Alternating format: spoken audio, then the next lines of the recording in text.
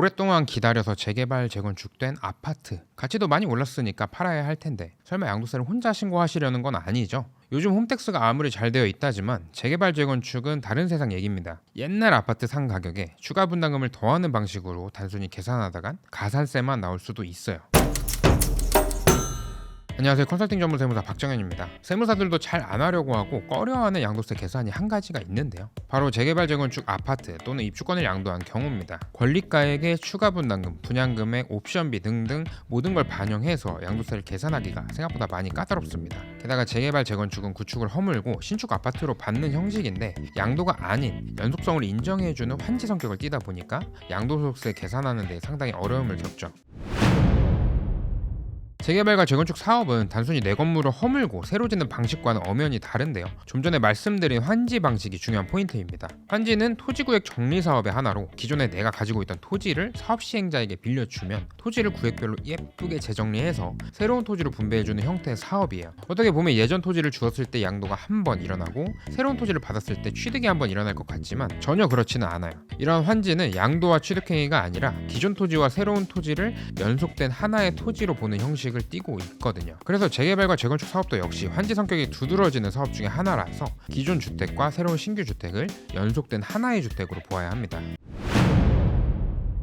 재개발 재건축 아파트는 구주택과 신주택이 연속된 하나의 물건이라고 말씀드렸잖아요. 그렇다면 그냥 하나로 이어서 단순하게 계산하면 되는 게 아닐까 생각하는 분도 계실 거예요. 그렇지는 않습니다. 재개발 재건축 사업에서 항상 핵심인 부분이 뭘까요? 바로 추가 분담금인데요. 물론 간혹 청산금을 돌려받기도 해요. 이런 추가 분담금과 청산금이 양도소득세 계산에서 중요한 부분을 차지합니다. 그렇다면 추가 분담금과 청산금은 어떻게 발생하게 될까요? 재건축이 되기 전에 기존에 가지고 있던 주택이 있습니다. 기존에 가지고 있던 주택이 얼마인지 감정평가 등을 통해 금액을 산정을 하게 되겠죠. 그리고 토지 가격 및 건축비, 대출에 따른 이자 비용 등 전체 사업성을 분석한 비례율을 산정을 하는데 감정평가 금액에 이 비례율을 곱해서 나오는 금액이 바로 권리가액입니다. 내가 가지고 있는 토지와 건물의 권리가 얼마인지 판단할 수 있는 금액 그 자체인 거죠. 신축 아파트에는 이에 상응하는 금액인 분양가액이 있고요. 분양가액은 신축 아파트의 판매가액이라고 볼 수 있겠죠. 내가 가지고 있던 주택을 주고 신축 아파트를 받아야 하니까 내가 주는 부동산의 가치는 권리가액으로 판단할 수 있고 내가 받아야 하는 신축 아파트의 가치는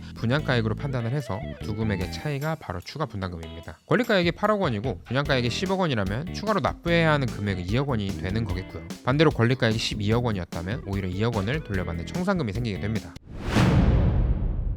이렇게 추가 분담금을 납부했다면 양도세 계산 구조에서 특이점이 발생하는데요. 바로 장기 보유 특별공제의 차이입니다. 기존 주택과 신규 주택은 하나의 주택으로 이어져 있습니다. 그런데 추가 분담금은 주택의 일부를 돈을 지불하고 새로 산 셈이 되는 거거든요. 그렇기 때문에 전체 주택의 보유 기간을 장기 보유 특별공제를 산정하는 보유 기간으로 봐줄 수 없고요.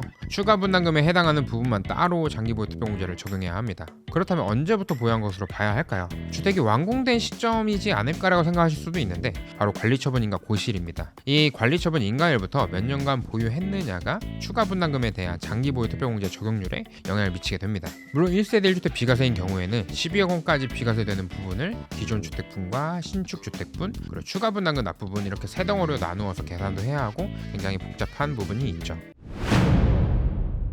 실제로 재개발 재건축을 좀 쉽게 보시고 혼자서 홈택스로 양도세 신고를 하신 분이 계셨는데 사실 완전히 엉터리였습니다. 추가 분담금 납부분도 기존 주택과 동일한 보유기간으로 계산을 하였고요. 1세대 1주택 비과세도 엉터리였죠. 관할 세무서 담당 조사관이 세무사를 통해 신고하는 걸 권장을 드렸고 양도세 전문 세무사를 찾다가 저한테 맡겨주셨는데요. 최초 신고된 내용과 수정 신고한 내용에 따른 세액 차이가 다행히 많이 나진 않았습니다. 실제 반영해야 될 비용 등을 반영하지 못하셨기 때문에 수정 신고를 통해 세로에 반영했더니 세금 추징액이 크지 않았던 거죠. 신축 당시 납부한 취득록세뿐만 아니라 기존 주택을 취득했을 때 납부했던 취득세나 법무사 비용도 반영을 했고요. 그때 당시 중개사 수수료 영수증도 있어서 해당 자료도 반영을 했습니다. 이렇듯 재개발 재건축 양도세는 기존 주택분과 신규 주택분, 추가 분담금 납부분 세 가지로 나누어서 계산하되 각각의 보유 기간을 별도로 산정해야 하고 기존 주택에 대한 취득가액 자료가 없는 경우에는 관리처분인가일기 시점을 기준으로 환산 취득가액을 산정해야 하는 복잡함을 가지고 있습니다. 그렇다 보니 세무사들도 쉽게 볼 문제는 아니고 상당히 까다로운 업무 중에 하나라고 할 수 있죠. 셀프 신고도 좋지만 복잡한 건에 있어서는 세무 전문가와 함께 하시는 편이